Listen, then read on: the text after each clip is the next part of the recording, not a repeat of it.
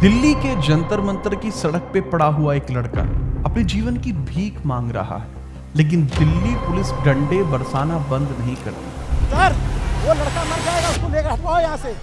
वो निरंतर डंडे बरसाती रहती है। ये लाठी चल रही है। ये कुछ ऐसे दृश्य हैं जो जंतर मंतर पर युवाओं की चल रही प्रोटेस्ट में हमने देखे, पूरे भारत में देखे। India is the mother of democracy. कैसी पुलिस हो आप? कैसी पुलिस हो?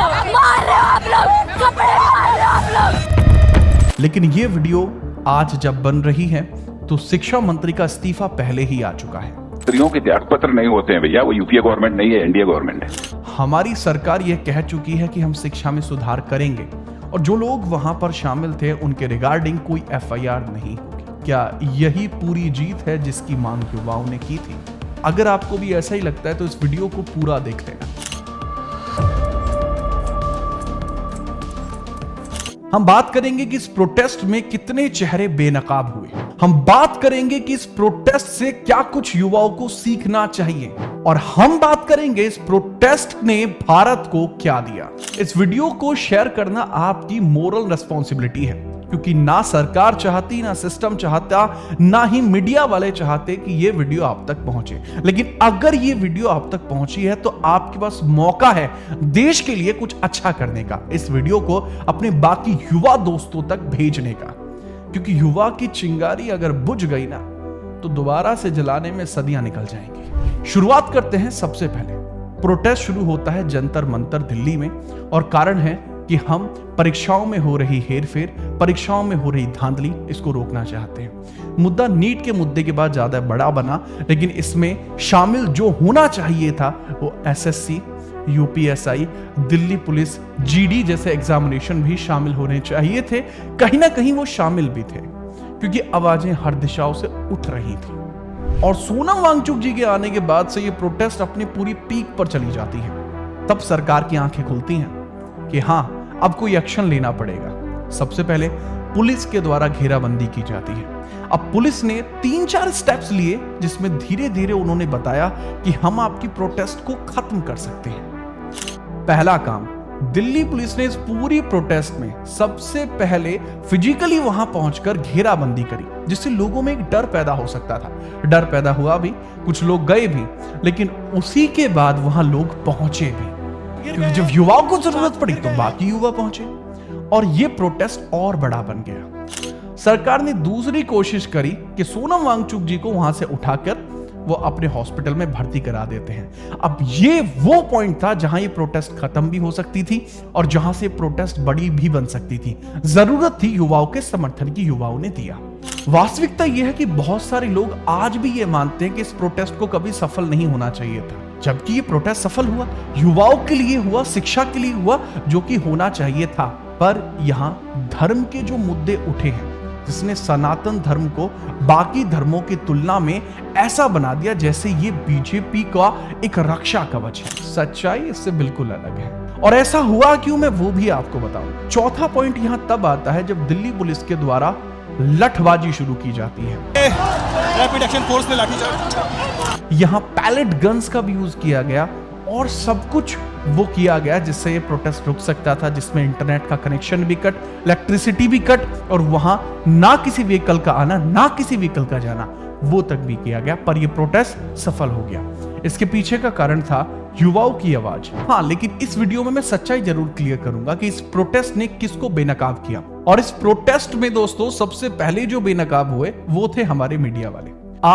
आपका परिवार या आपके मम्मी पापा में से कोई भी अगर न्यूज एंड मीडिया से इस पूरी के पूरे प्रोटेस्ट को कवर कर रहा था तो वो भी शायद इस प्रोटेस्ट को गलत बता दे, और आप भी वहां से कवर करते तो आप भी गलत बता दे, क्योंकि मीडिया ने बताया ही ये था कि यहां जो लोग पहुंचे हैं ये पाकिस्तान और चाइना में ट्रेनिंग लेकर आए हैं, ये लोग एंटी नेशनल हैं।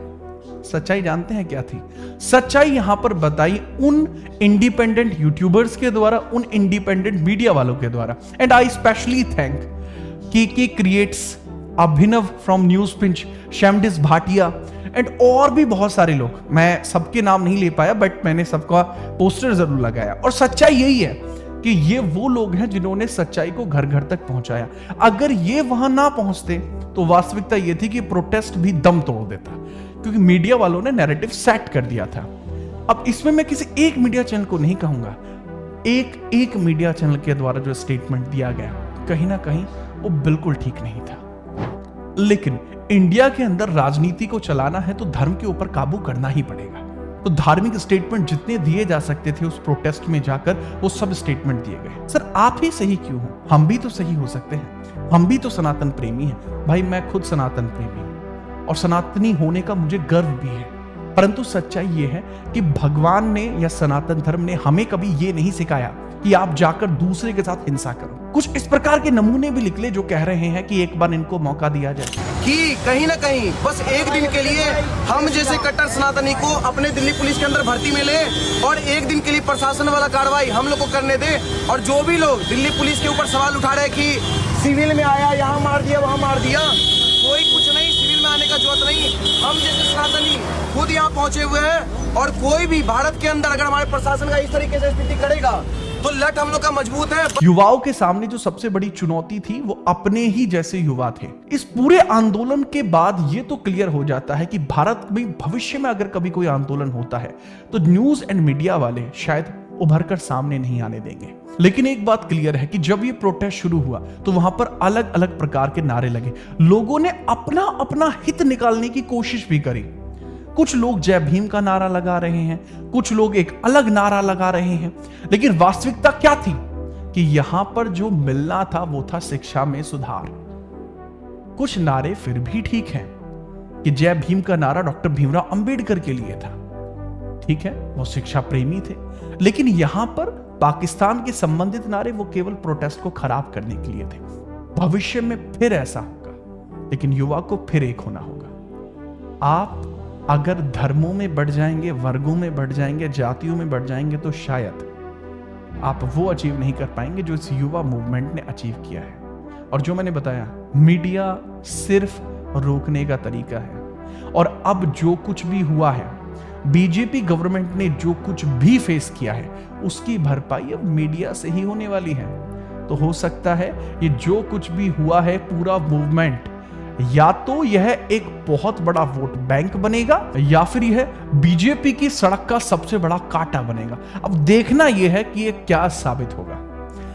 आपको इसके बारे में क्या लगता है वो जरूर बताना। और दूसरा एक बड़ा मुद्दा, reservation in India and ethanol, ये दो ऐसे बिंदु हैं जिसके ऊपर सरकारें तो सरकारें, युवा भी सोचने पर मजबूर हो चुका है।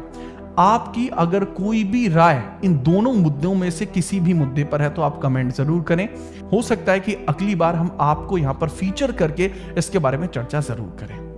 मिलते हैं अगली वीडियो में और युवाओं को ऐसे ही प्रेरित करते रहेंगे, जगाते रहेंगे भारत के लिए। जय हिंद, वंदे मातरम।